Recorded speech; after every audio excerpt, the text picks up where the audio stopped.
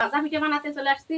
এটা হচ্ছে তালের গুড় দিয়ে বানাচ্ছি ভাজা পিঠা। দেখেন ফুলে ফুলে একদম কি হচ্ছে, দেখেন এই যে ফুচকার মতো হচ্ছে, দেখছেন আর পুরোই ফুচকা।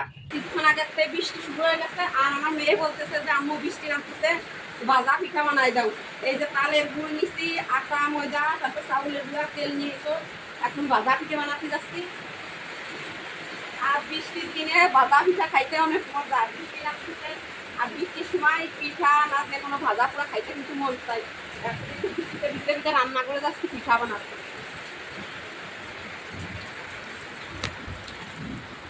মেয়েকে পিঠা বানাই দেবো, তা কিভাবে পিঠা বানায় আমি ভাজা পিঠা আপনাদের সাথে শেয়ার করছি। গাইস এখন এই যে রান্না করে চলে আসছি। আর এখানে হচ্ছে এই যে এই বাটি 2 বাটি মতো যে চাউলের গুঁড়া নিচ্ছি আর হাফ বাটি মতো হচ্ছে আটা দিয়ে দিচ্ছি। ময়দা নাই তাই আটা দিয়ে দিলাম এই যে। আর এখন দিয়ে দেবো স্বাদ মতো লবণ। এখন এই যে হালকা কুসুম গরম পানি দিয়ে দেবো, দিয়ে আটাটা মাখিয়ে নেবো সুন্দরভাবে। বেশি করে বানাচ্ছি, ছেলে মেয়ে আসলে ভাজা পিঠাটা খেতে অনেক বেশি পছন্দ করে। আবার তালের গুড়ে বানাচ্ছি তো খেতে বেশি মজা হবে না, এই জন্য বেশি করে বানাচ্ছি। আটাটা আধে এইভাবে অনেকক্ষণ ধরে মাখতে হবে, আর এইভাবে যত মাখা যায় পিঠাও কিন্তু তত বেশি ভালো হয়। দেখেন ফুলে ফুলে পিঠা কি রকম হয়। আমার আটা মাখানো হয়ে গেছে, এখন এই যে গুড় দিয়ে দেবো। গুড় দিয়ে হাত দিয়ে ভালো মতো মাখিয়ে নেবো। গুড় তো না, মনে হচ্ছে আচার। এই যে গুড় দিয়ে এখন মাখিয়ে নিচ্ছি। এখন এই যে দেখেন গুড় দিয়ে গুলিয়েছিলাম, তো গুড় দিয়ে গুলানোর পর এরকম হয়েছে। এর মধ্যে আবার একটু কুসুম গরম পানি দেব।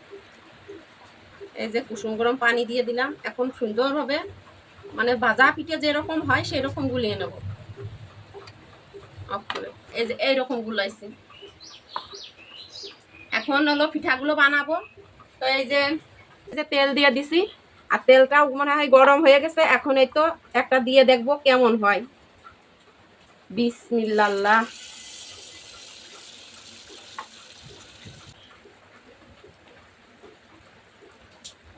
গাইস এই যে পিঠাটা দেখেন মাশাআল্লাহ ফুলছে। প্রথম পিঠাটা তাও অনেক সুন্দর হয়েছে। তো সবগুলো পিঠা এভাবে বানিয়ে নেব। গাইস প্রথম পিঠাটা হচ্ছে তেলটা গরম হয়েছিল না, এই জন্য হচ্ছে এরকম হয়েছে। পরবর্তীগুলা কিন্তু অনেক সুন্দর হবে না। আরেকটা দিয়ে দিচ্ছি পিঠা, দেখি এটা কেমন হয়।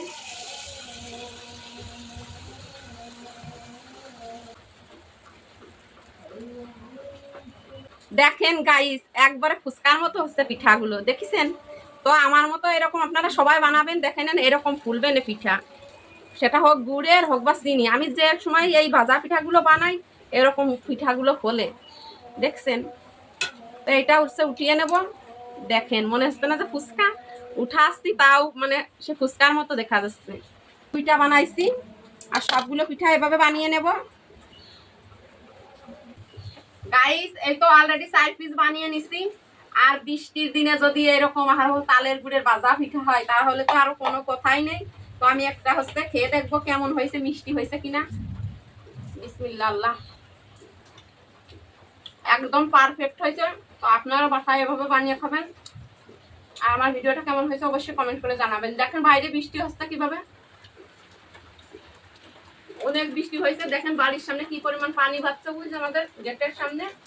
আর এখনো টিপ টিপ বৃষ্টি হচ্ছে। তো সবাই ভালো থাকবেন, সুস্থ থাকবেন। আল্লাহ।